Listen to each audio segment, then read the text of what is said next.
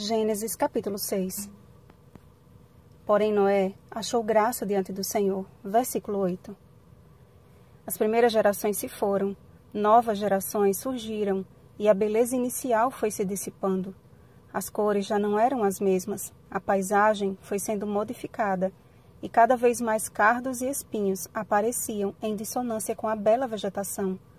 Os animais que dantes eram mansos foram revelando em seu trato um comportamento de natureza perigosa.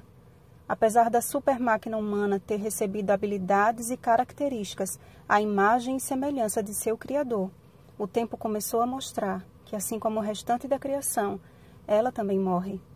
Até que surgiu uma geração diferente de todas as outras. Refiro-me à história do dilúvio. A geração antediluviana chegou ao limite da impiedade. O povo era tão perverso que, se Deus não tomasse uma providência, certamente não existiríamos. Mas ele chamou um servo para construir uma saída para o que humanamente seria impossível de se resolver. A corrupção do gênero humano havia se multiplicado a ponto do Senhor ter se entristecido de ter criado o homem. Não confundam o arrependimento humano com o divino. O homem se arrepende do que fez de errado. Deus não se arrependeu do que fez, pois tudo o que faz é perfeito. Deus aplica o seu juízo, ou deixa de aplicá-lo, como foi na história de Jonas, Jonas 3:10, movido de profunda dor e piedade. Deus, portanto, lamentou profundamente o que viu. Porém, num cenário de grande escuridão, ele enxergou luz. Um homem decidiu andar na contramão de sua geração. Noé achou graça diante do Senhor. Moisés, inspirado por Deus, deixou escrito nas Escrituras a biografia de Noé em apenas uma sentença. Eis a história de Noé. Noé era homem justo e íntegro entre os seus contemporâneos. Noé andava com Deus. A Bíblia revela que havia gigantes na terra, varões de renome na antiguidade. Mas eu pergunto, qual deles teve o seu nome revelado na Bíblia ou na história? Eles podem ter sido homens de muito prestígio e fama na terra, mas nenhum deles possuía o que era preciso para se achar graça diante de Deus. Nenhum deles andava com Deus.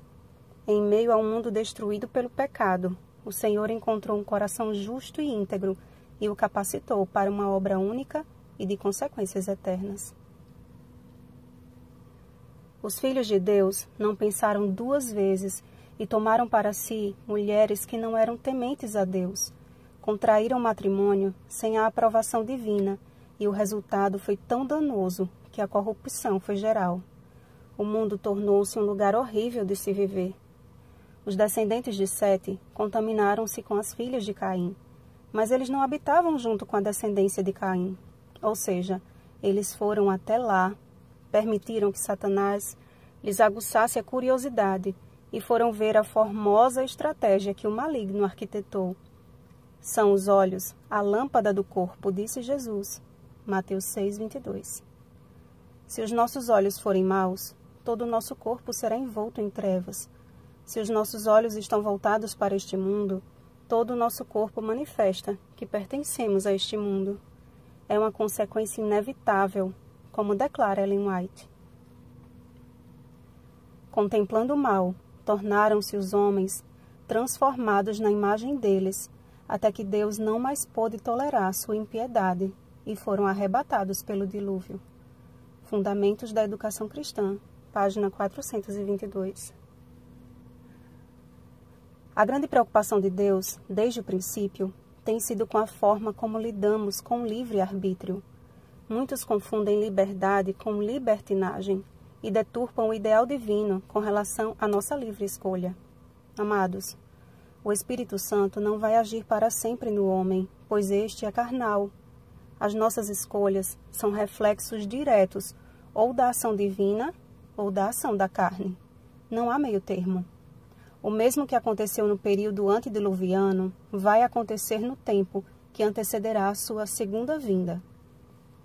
Com efeito, o mistério da iniquidade já opera e aguarda somente que seja retirado aquele que agora o detém. 2 Tessalonicenses 2:7. Estamos vivenciando hoje a retirada do Consolador desta terra. Muitos têm rejeitado o último clamor, por considerar a mensagem exagerada e radical, assim como foi nos dias de Noé. Ó, meus irmãos, não se enganem. O Senhor tem pressa em cumprir a sua promessa, para que os seus filhos não pereçam. Filhos que se recusam a prostrar-se diante dos ídolos deste mundo. Eles anunciarão entre as nações a minha glória, diz o Senhor. Isaías 66:19. Assim como fez o seu servo Noé, consoante a tudo o que Deus lhe ordenara.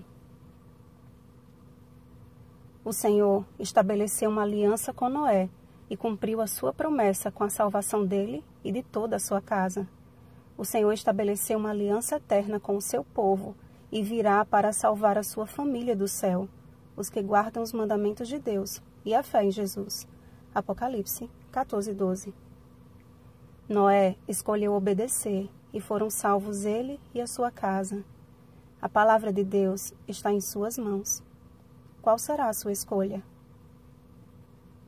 Bom dia, família do céu. Rosana Garcia Barros.